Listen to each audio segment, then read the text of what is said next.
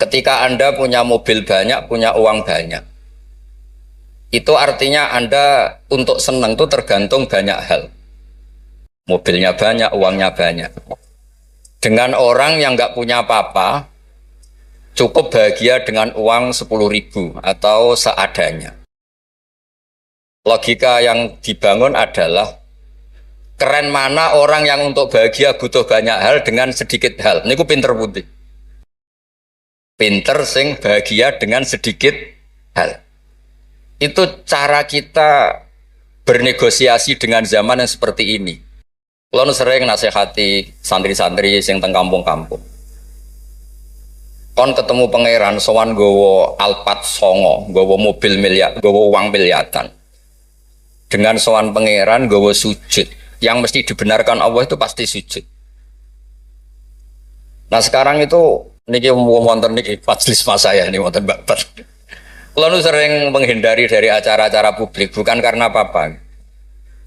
Supaya orang itu terlatih nyaman dengan Allah Subhanahu wa taala. Kalau niku termasuk kalau boleh kalau sering cerita bakul, kecewa kalau boleh kecewa. Wong ape mulya wae ngenteni ngomong neng panggung, wong ngaji kok ngenteni neng panggung diundang. Itu biayanya mahal. Riyen mboten kiai ikhlas zaman Mbah Fayumi, Bude kula Mbah Hanid iku ketemu ngaji orang takok yo ngaji. Sakniki ngaji niku panggung, sound sistemnya rapi, kiyaine kecewa. MC-ne maklaran yang kecewa. Repot. Beragama itu menjadi mahal. Kalau nu sering ditanya sama sebagian gitu, kenapa Gus Jinan tidak jaga protokol dalam ilmu? Kalau cerita, dulu Rasulullah Shallallahu Alaihi Wasallam, niku melampah-melampah, gimana melampah-melampah? Niku tiang biasa nyegat di tenggalan. Ada perempuan Imro'atun min Khos'am. Niku Nabi pas masih berkendara, masih di atas unta. Ya Rasulullah, inna faridatawa ala ibadi adrokat abi syekhon kabiron. La yastatiu ayastamsika ala rohila. Wa fi riwayatin ayasbuta ala rohila. Niku boten terus Nabi tersinggung. Kok ning dalan, sowan, nggo gula mboten enten. Kula nu sering lampah-lampah teng pasar pandangan kalian anak kula sering ketemu ibu-ibu ditakoki, "Gus, beneran ketemu jenengan badhe sowan?" "Kowe apa? Badhe tanglet." Anak kula nu istikhadah. Senang kene ae gak repot. Jawab kalian ngadeg-ngadegan. Nak ke latihan kotes Mas Umar Faruk mboten saged mutolaah riyin. Gayane ngongkon sopan wong ya asline ya mutolaah sik nih. Niku jelas di jalan. Ya Rasulullah, jenengan iki badhe haji, sayang bapak kula niku pun lumpuh. Tidak bisa ikut haji. Apa saya bisa menghajikan beliau? Jawab Nabi, na'am, ya bisa. Semenjak itu dikenal ada dua haji amanah. Satu orang yang sudah meninggal, kedua yang masih hidup tapi nopo lumpuh. Disebut hajjul ma'dud, hajinya orang lumpuh. Dan saya di mana-mana kampanye ini supaya ada kesadaran kalau secara teori nggak mungkin haji, niku saged diamanahkan meskipun belum nopo meninggal. Itu disebut hajjul ma'dud. Nah untungnya begini haji ma'dud. Niki wonten majelis Dewan Masyayikh.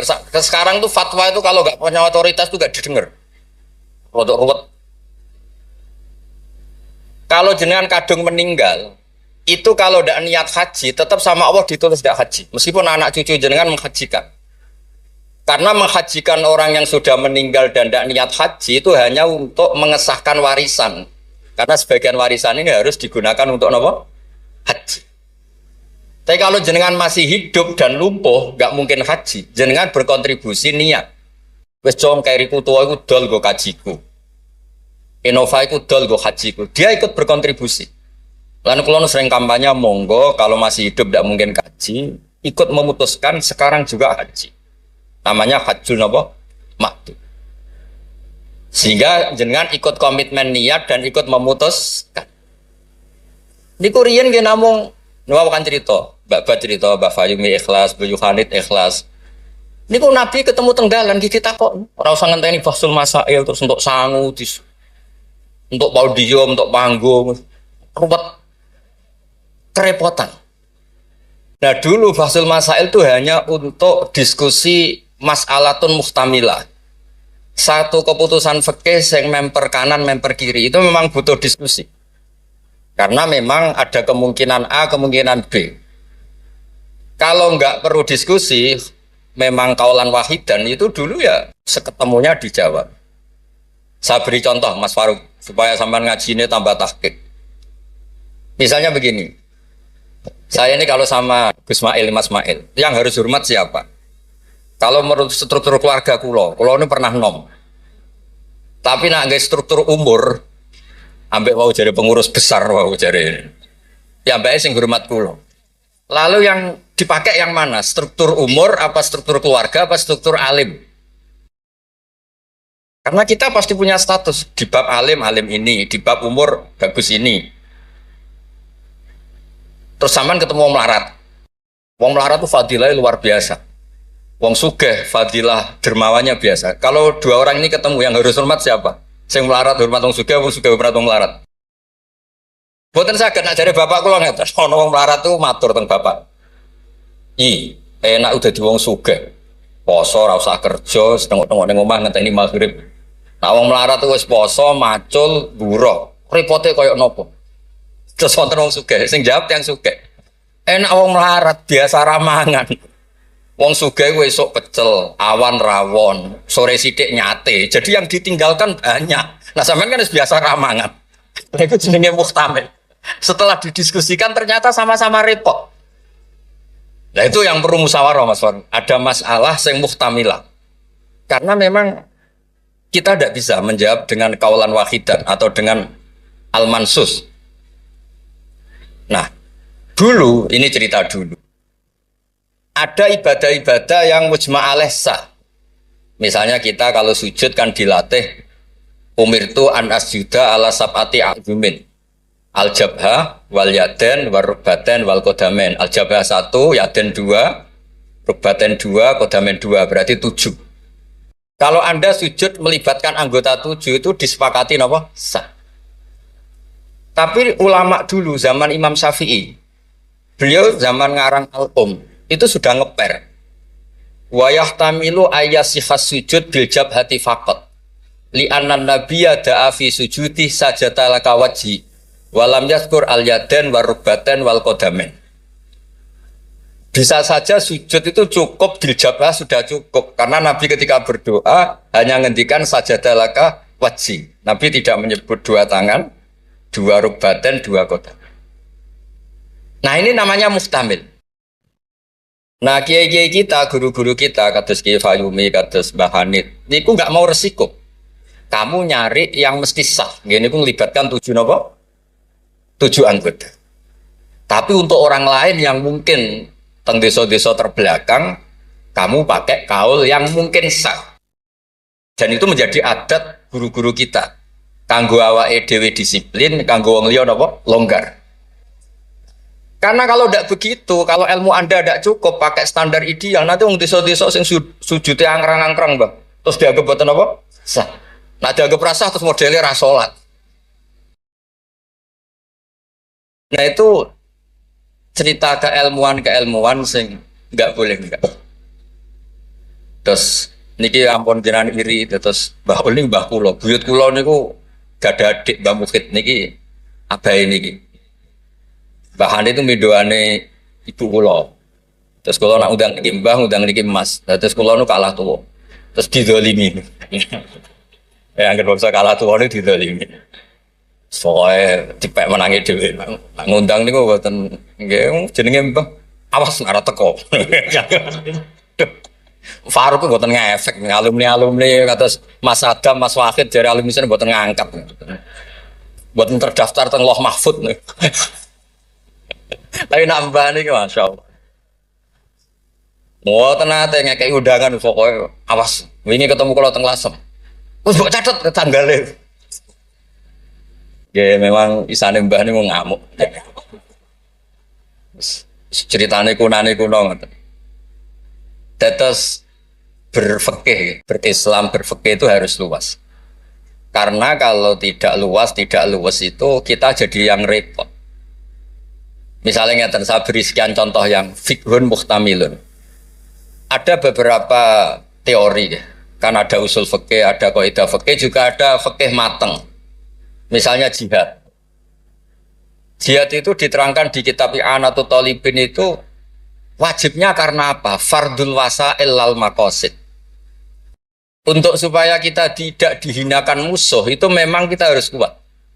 Dulu nggak kebayang zaman Belanda datang ke kita kalau kita tidak jihad dengan makna angkat senjata.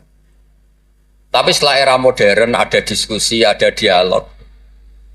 Jihad seperti itu sudah enggak, tapi adu argumentasi.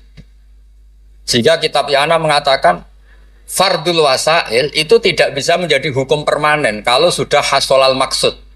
Kalau Anda ingin mengangkat Islam, dulu itu ya karena musuhnya pakai senjata, kita pakai senjata. Kalau sekarang kan enggak, era modern, ada diskusi, ada argumen. Masuknya di ayat qul falillahil hujjatul baligh. Allah itu selalu agamanya dibela logika yang mapan. Saya punya sekian contoh cerita tentang logika. Dulu awal-awal Rasulullah dakwah itu mengajak ila ilahin wahid. Kata orang-orang kafir, aja'alal alihata ilaha wahida innaha adalah syai'un ujab. Muhammad itu aneh, problem kita banyak, masalah kita banyak kok Tuhannya satu. Apa cukup untuk menyelesaikan problem kita? Jadi dulu orang Arab tuh mirip orang Cina. Ini Tuhan bagian hujan, bagian petir, bagian BPKB, bagian gadean itu Tuhannya beda-beda. Sertifikat kok udah pinter. Tuhan bagian nangani widadari katanya Mas Mail. Terus ya sudah, logika itu matang sekali sehingga mereka diajak ke Tuhan satu itu mereka bilang innaha adalah syai'un ujab. Itu teori yang aneh Tuhan satu. Wong problem kita banyak kok Tuhannya hanya satu. Solusinya hanya satu. Lalu Nabi membalas dengan hujjah. Kata Nabi, andaikan kamu jadi buruh, jadi pekerja. Kemudian majikan kamu banyak, perintahnya beda-beda. Dan yang kalau nggak dituruti marah. Kamu menuruti satu, meninggalkan yang satu. Menuruti satu, meninggalkan yang satu. Mengabaikan yang satu. Enak mana punya majikan banyak sama majikan satu? Ya enak satu Muhammad. Mereka masih bilang Muhammad, belum Rasulullah. Terus kata Nabi, begitulah. Warabbukum sayyidukum. Tuhan kamu itu Tuhan kamu. Kalau banyak-banyak, kamu yang bingung. Ya sudah, Tuhannya satu aja. Itu hujjah, bukan pakai pedang, bukan pakai kekerasan. Akhirnya menjadi ayat darabawu matalar rajulan fi syuraka mutasyakisuna wa rajulan salamal lirajul. Bagi hal yastawiyani masalah, terus kata Allah alhamdulillah. Nah, sehingga kalau kita ngaji mu'in ya ngaji ana sehingga ngerti jihad itu wajibnya itu fardul wasail lal maqasid. Ya sama, kalau wasail itu bisa diabaikan kalau ada konteks tertentu yang cukup pakai sama-sama hasil apa? Maksud. Misalnya begini. Nahi mungkar, melarang terjadinya mungkar. Itu yang penting itu meninggalkan mungkar. Bukan melarangnya, tapi meninggalkannya. Misalnya malam ini misalnya ada dangdutan yang pakaiannya seronok misalnya atau apalah. Kalau dangdutan Islami nanti jadi bingung. Maksudnya yang nonton ini haram apa enggak? Ini nanti Mas Umar Faruk fatwanya bingung. Misalnya yang karuan haram kan kita beri contoh atau apalah dangdutan atau yang lain dengan pakaian yang tidak pantas. Tapi kalau pantas ya enggak tahu, saya hukumnya tanya Mas Faruk. Terus kiai-kiai itu kan senengannya jagongan, masakan, kadang rokok-rokokan. Tadi mas-mas ya kalau ngelelet teng berikut teng dalam. Karena kalau kita ingat memaksakan ndak melihat itu berat. Tapi nak bengi jagongan, mbek konco, mbok sekak, mbok jagongan, pokoknya nggak penting.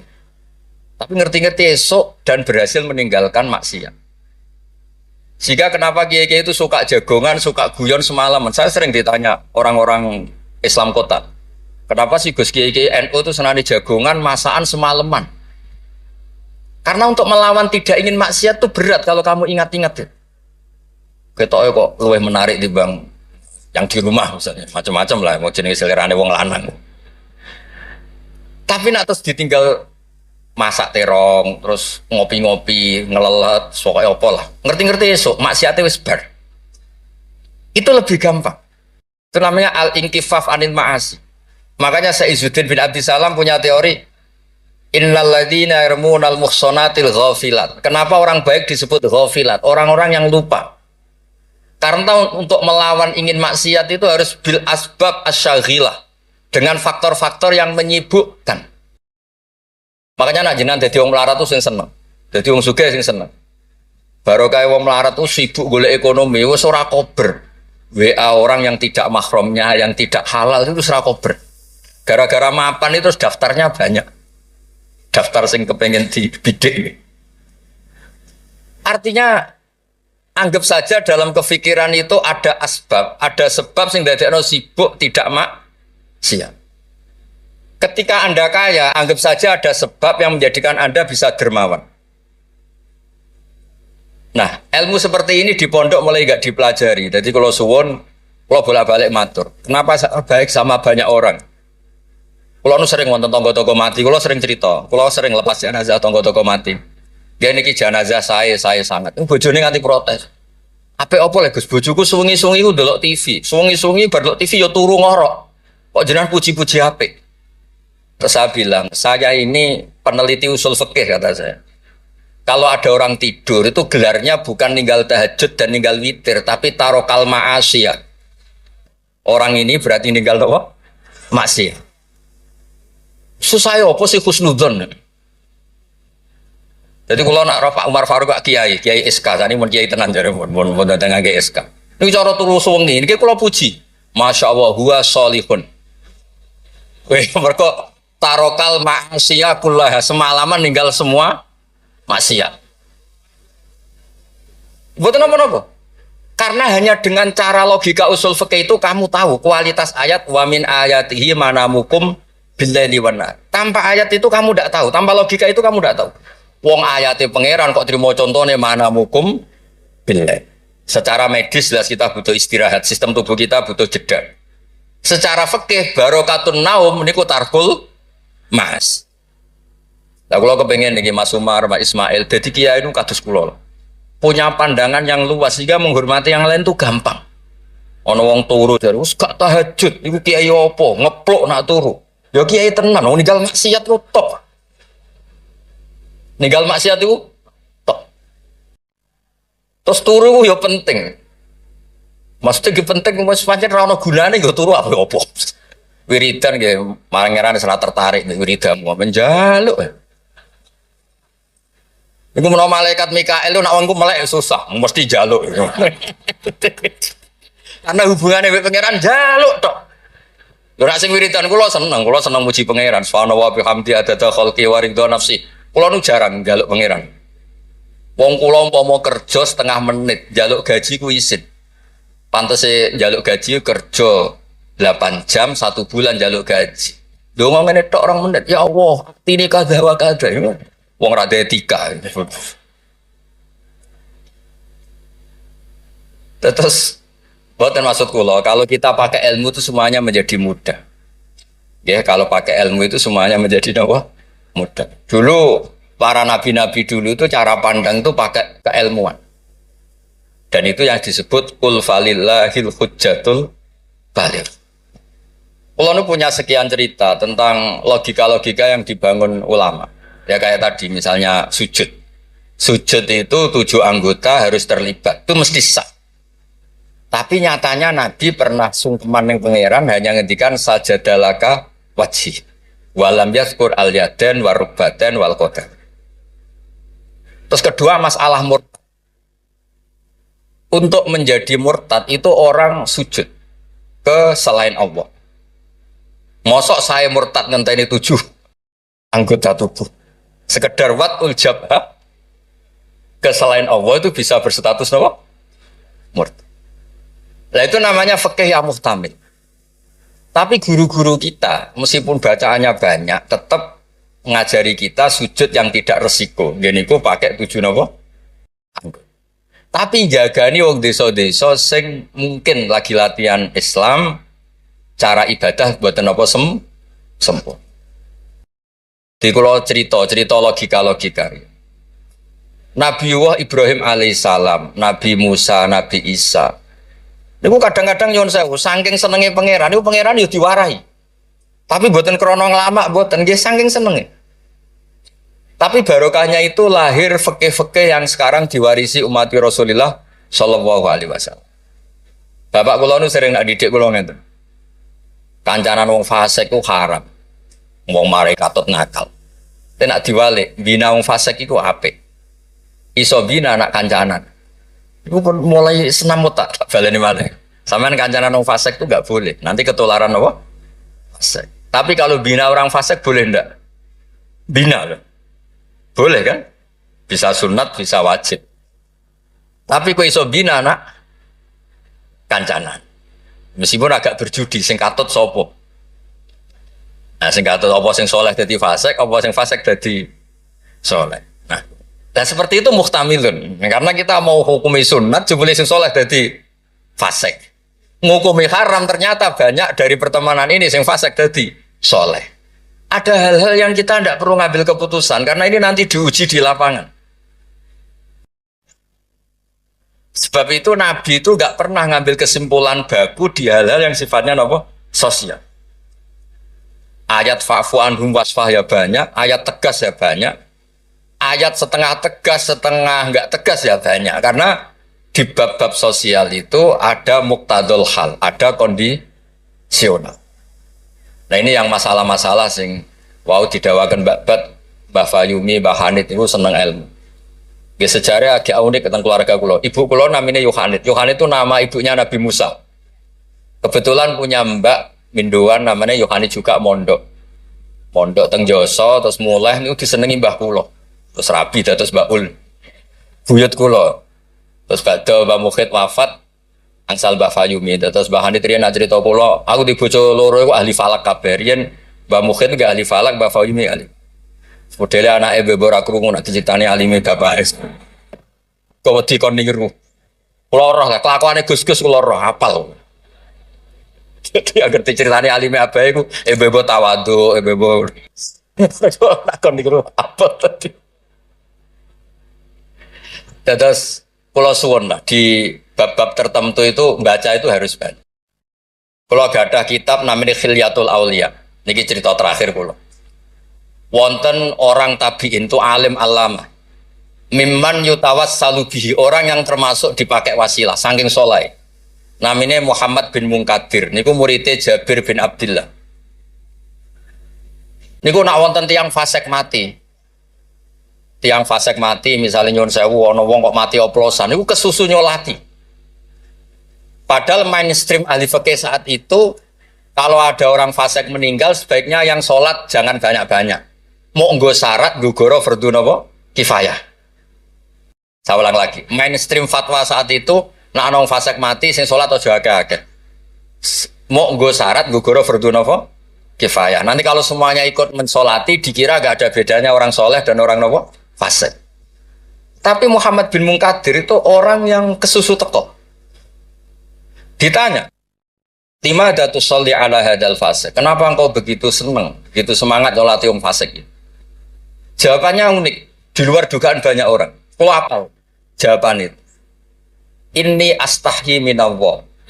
Ayya'lama minni anna qudratahu ta'jizu an ahadin min khalqi. Itu yang dipakai Kiai Jawa. Aku iku isin mbek pangeran. Nah, delok wong fasik kemudian Allah melihat hati saya seakan-akan Allah itu pasti tidak maafkan dia. Jadi intinya beliau datang itu sebagai kepastian tauhid beliau sendiri bahwa maghfiratuhu wasi'at kullase wa rahmatuhu ammat kullase.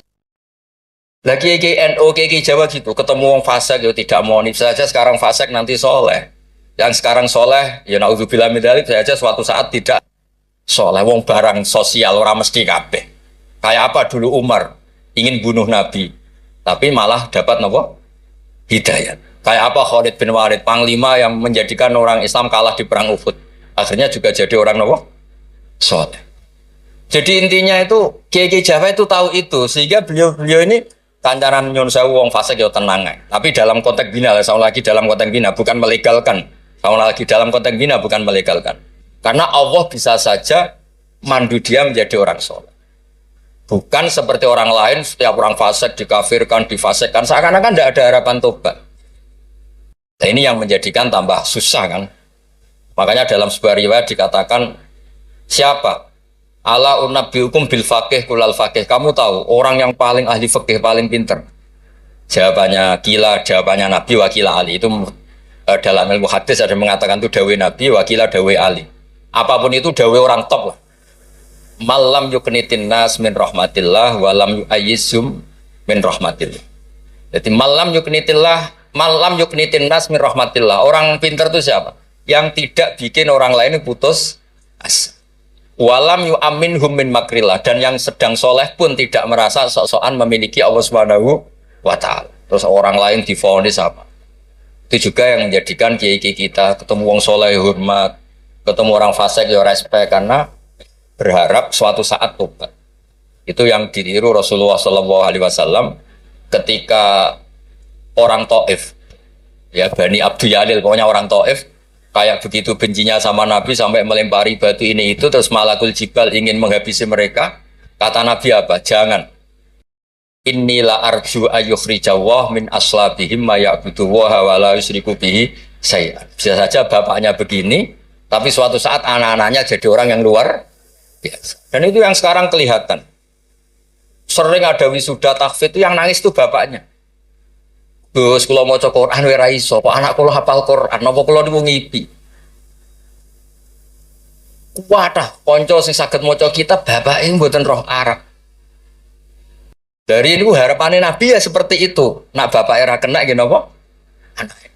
Ampun kados kula riyen di kanca mondok nuwakale ra karuan. Riyen kan mboten telepon, bapake disurati nak anake nakal, bocahe tenang ae. Bapak disurati pengurus kayak kok tenang. Bapak kula buta huruf wis tenang mawon. Bapak kula buta huruf. Nggih wonten sing mondok umur 2 tahun wis ngrasa pinter. Kampung kula terbelakang, Gus iso tahlil wis dak pintere pol. Lah lha apa kula ngalem-ngalem iso maca Wahab, macakno sapa? Nggih tiyang kathah. Tapi apapun itu kula suwun, terus wow kampanyane babat mono tawassut tawazun lah kampanye PBNU wae. Nah kula sesuai kampanye sebagai hasil yang saged ngaji guys, yang yen bapak kula niku terkenal pinter ngaji. Nah nek kula nyali cerita bapak kula terkenal ngaji itu kok Gus Ismail Gus Umar iku kudune nyali. Wong iku kudu siap cerita bae. Mergo ora ana wong apik kecuali memaklumatkan diri wattaba'tu millata abai Ibrahim wa Ismail wa Ishaq. Jadi wattaba'tu millata abai Ibrahim terus wa Ishaq wa Yakub. Aku yo anut bapak-bapakku. Bapak-bapakku luar biasa. Ibrahim, Ishak, Yakub. Kita tahu Nabi Yusuf bin Yakub bin Ishak bin Ibrahim. Tapi aja bangga kehormatan bapak etok kudu wattaba'tu anut. Bapak alim ya melo alim. Mak bapak ahli falak iso falak. Nak bapak untuk salam template ra apa-apa ditiru ya ra apa-apa. Mosok entuk repot tok ra entuk seneng enggak apa-apa lah. Islam tuh fid dunya hasanah wa fil akhirati napa? Hasanah. Aja kok fid dunya hasanah gelem. Bareng bapak yang alim, bapak ngalim iku wong dhisik, wong saiki ora oleh ngoten niku mboten ngasa. Kula sinau tafsir Bedawi niku kitab gadane Mbah Mukhid disilai lek Kolek Lukman. Riyen niku saking radine dhuwit. Kitab tafsir Bedawi niku kula roh tulisane Basal nggih Basal misanane Mbah kula nggih misanane niki misanane Basal nggih kondang. Terus Mbah Badiah niku Mbak Yune abae niki. Adik buyut kula. Kula ajane buyut kula paling barep, ajane nak menang buyut menang kula kabeh. Buyut kula niku barep. Jadi gara-gara buyut kula barep, kula generasi ke-6 niki generasi ketiga terus digo kalah-kalah ngeten iki. Tapi alhamdulillah baru kayak barep menawa dongane ngalim luwih dhisik. Jadi sampai pangeran di ACC riyen terus saya. Terus riyen niku wattaba'tu millata abai. Kula sering didhawuhi Mbah Mun ketika kula mulai ketok ngalim iku baru kayak babahmu lasem, babahmu kajit. Mergo Allah ora dadekno generasi top kecuali Allah nyebut babah isik.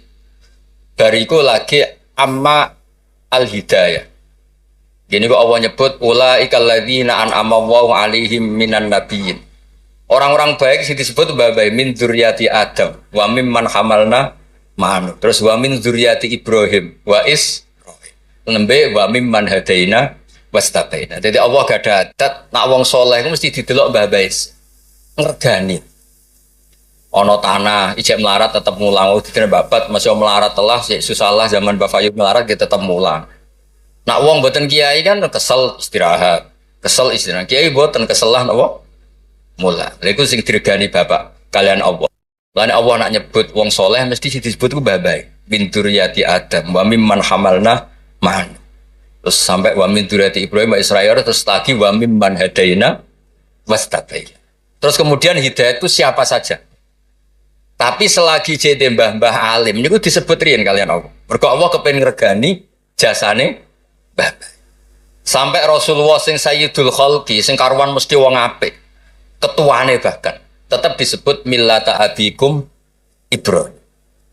Terus niki nggih cerita teng Gus-gus teng ning kersane aja niru mulyane tok ya niru ngalime.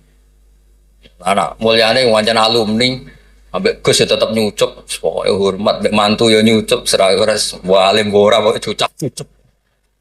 Maksudnya ku ya ana regane kabeh ku ana napa? Ana regane. Dados wonten wattaba'tu millata abai Ibrahimah wa Ishaqa wa Yaqub. Dadi yo nyebut bapak tapi yo nyebut wattaba'tu. Aja nyebut mbah-mbah gagah tapi mboten apa? Wattaba'tu. Nggih niku mawon niki kula wau matur kula pun uzlah mun pamit saja acara ngene nang ngaji kula wis ngaji sing gampang-gampang mawon. Ngaji kok repot nganggo podium, nganggo maklar, nganggo wae nak jenengan eskal hukum tangker kula ketemu teng dalan kula jawab. Kados wau imro'atun min khosam. Nabi nu gampang ketemu teng dalan ditakoki gitu dijawab. Sampeyan takok Kiai Faruk mesti teng dalan mboten sopan takok teng dalan. Jebule wau. Mutola. Lha kula nu sering didolano alumni-alumni sarang sing teng Papua teng pundi-pundi. Gus jenengan aja mati, Gus kula ora sida dadi kiai. Diangger ditakoki lu tangklet. Gus niku hukume piye? Nggak sore aku sibuk. Saiki Gus wong sing takok ngenteni. Bareng pun kula jawab nggih dijawab dekne kok pinter-pinter dhewe. Ya ora muni jare kula. Tapi wau jare ketikane babat kiai syaratnya ikhlas ngoten niku kula ya ora piye-piye. Ya mau gremeng sithik-sithik. Syaratnya ikhlas. Dadi kula niku urip didongakno kiai-kiai sing ora jelas niku sing digo takok-takokan. Nggih lumayan lah ono gunane no. Ya, wassalamualaikum warahmatullahi wabarakatuh.